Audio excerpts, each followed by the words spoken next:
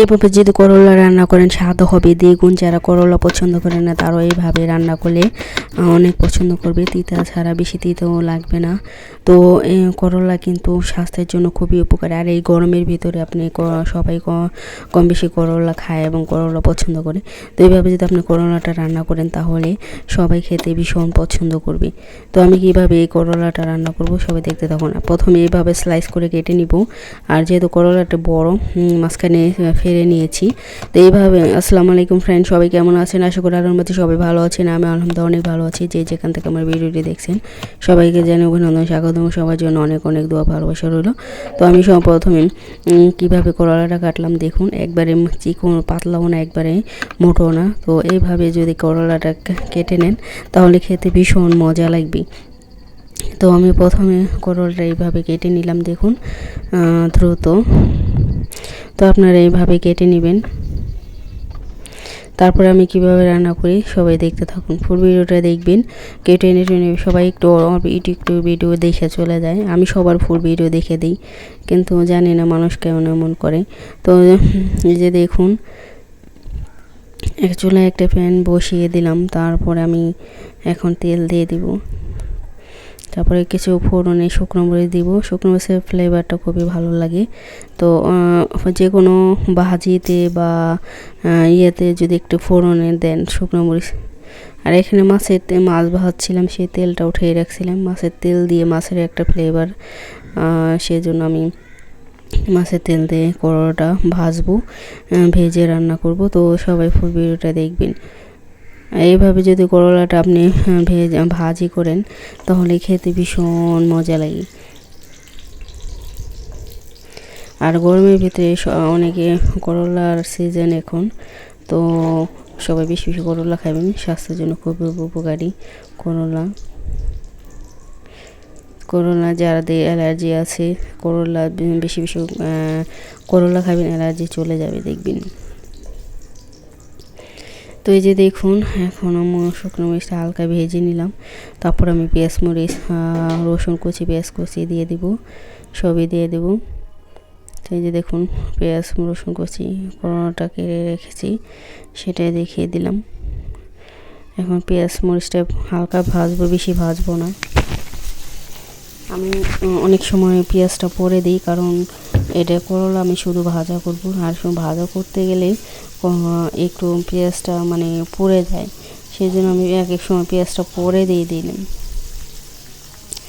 তো এইভাবে করলাটা ভাজি করে খেয়ে দেখবেন, খুবই ভালো লাগে আমার মতো করে।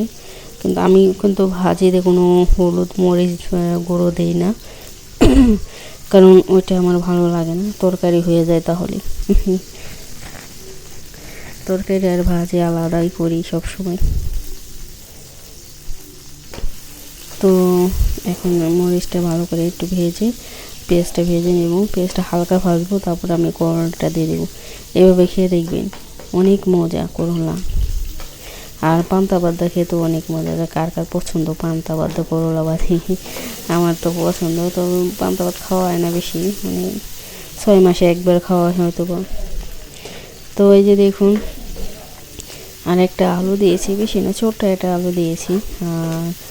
বেশি করে পেঁয়াজ দেওয়ার চেষ্টা করবেন। করলাতে যদি পেঁয়াজ দেন, একটু আলু দেন, তাহলে দেখবেন তিতাটা কম লাগবে। করলায় যে কোনো করলা করছে হোক, যে কোনো সব কিছুতে একটু তেতো ভাব আছে। তো এতে তো ভাবটা তো কোনো সমস্যা নেই। তো পরিমাণ মতো লবণ দিয়ে দিলাম। এখন করলাটা আগে ঢেকে দেবেন না, পরে ঢাকবেন, তাহলে সবুজ কালার চলে যাবে। এই যে দেখুন, আমার করলাটা প্রায় ভাজা হয়ে আসছে। হালকা একটু ঢেকে দিয়েছিলাম দেখুন, এখন আবার খুলে দিলাম। তো সেদ্ধ না হলে কিন্তু বেশি ভালো লাগবে না, গ্যাসের শব্দ হবে। তো আমারটা আর একটু সেদ্ধ হবে, তারপর আমি ভেজে নামিয়ে ফেলবো। তো আজকে করলা ভাজিটা কেমন হলো সবাই সুন্দর কমেন্ট করে দেবেন। আপনাদের সুন্দর কমেন্ট করতে খুবই ভালো লাগে। তো এগুলো শর্টকাটে করলা ভাজি। তারপর আমি একটু এখানে দই বানাবো। দই খেতে অনেক মজা। তো এই দইতে আমি গরমের মধ্যে লাচ্ছা শরবত করি, মানে শরবত তৈরি করে খাই। এখন তো প্রচুর গরম, তো 1 কাপ গরুর দুধ নিয়েছি আর 1 কাপ পানি দিয়ে দিলাম। পানি এতটুক দিয়ে আমি এই দইটা তৈরি করব। তো যারা দইয়ের রেসিপি ফুল রেসিপি দেখতে চান আমার চ্যানেল আছে, তো দেখতে পারেন। তো এখন একটু শর্টকাটে দেখাই দিতেছি আপনাদের। যারা গরুর দুধ তৈরি করবেন এইভাবে তৈরি করতে পারবেন। বেশি না ঘন করে দুধটা একটু ঘন করে ঠান্ডা পানিতে গুলিয়ে নেবেন। তারপর আপনি চুলায় বসিয়ে দেবেন। 1-2টা বলক দিলে নামিয়ে ফেলবেন, কারণ এটা যেহেতু গরুর দুধ এটা যে বেশি জাল দিতে হবে না। যদি লিকুইড দুধ হতো এগুলো জাল দিয়ে ঘন করতে হতো, যেহেতু এটা ঘন করে আমি গুলিয়ে নিয়েছি সেহেতু আর বেশি জাল দিতে হবে না। একটা বলক আসলে আমি চুলাটা অফ করে দেব।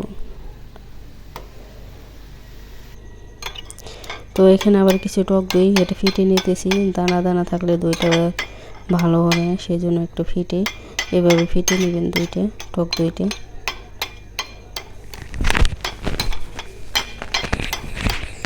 যারা আমার চ্যানেলের সঙ্গে সুন্দর কমেন্ট করে তাদেরকে অসংখ্য ধন্যবাদ। যেসব বন্ধুরা যারা আমার নতুন বন্ধু আছে আমার চ্যানেলটি সাবস্ক্রাইব করছেন সবাইকে অসংখ্য ধন্যবাদ। যারা করেনি প্লিজ ভিডিওটা ভালো লাগলে অবশ্যই সাবস্ক্রাইব করে দিবেন।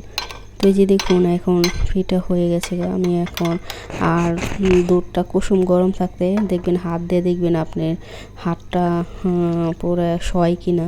তো এই কুসুম গরম থাকতে টক দইটা মিশাবেন, তাহলে দেখবেন 2-3 ঘন্টা কম্বল দিয়ে ঢেকে রেখে দেবেন, একবার অটোমেটিক হয়ে যাবে। তো এইভাবে দইটা পাততে আমার বেশি ভালো লাগে, বাস এমনি সময়ও কম লাগে, এমনি রেখে দিই, তারপরে 3-4 ঘন্টা হয়ে যায়। আর অনেকে আছে হয়তো বা তাড়াহুড়া করে যাদের খাওয়ার খুব প্রয়োজন তারা হয়তো চুলায় আগুনে দিয়ে দেয় ঢেকে। তো আমার কোনো তাড়াহুড়া নাই, আস্তে ধীরে হবে, সেই জন্য আমি এইভাবে বানিয়ে রেখে দেবো এক সাইডে। তারপরে দেখবেন 3-4 ঘন্টা পরে জমে ক্ষীর হয়ে গেছে। তারপরে ফ্রিজে রেখে দিলে চাক্কা হয়ে যাবে। তো যেমন গুলে রাখা হয়েছে না, আমি ঢেকে রেখে দেবো। তারপরে যে দেখুন গাছে দিয়ে কিছু টমেটো ছিঁড়ছিলাম, সেটাও শেয়ার করলাম। অনেক টমেটো হয়েছে গাছে, নিচে অনেকগুলো আছে আরও। তো উপরে যেগুলো আছে সেগুলো ছিঁড়তেছি। নিচে অনেক টমেটো ভিতরের দিকে আর কি। তো যেহেতু এক হাত দিয়ে ভিডিও করতেছি আর এক হাত দিয়ে তুলতেছি, আর নিচে এগুলো তুলতে হলে ভিডিও করা যাবে না, এক হাত দিয়ে গাছটা উঁচু করে তারপর ছিঁড়তে হবে। সেহেতু আমি কয়েকটা আর কি বিট দেখালাম। পরে আমি নিচে আর অনেক আছে টমেটো, পাকা টমেটো, তো ওটা আমি অফ ক্যামেরায় তুলে নিয়েছি। তো এই যে দেখুন অনেক হয়েছে আমাদের উঠানে, একাই হয়েছে এই গাছটা, বুনিও নেই, হয়তো বা ছিটে টমেটোর বেশি মিশি পড়ছিল, হয়ে গেছে একাই। তো এই যে দেখুন পাকা টমেটো, অনেক সুন্দর এটিগুলো।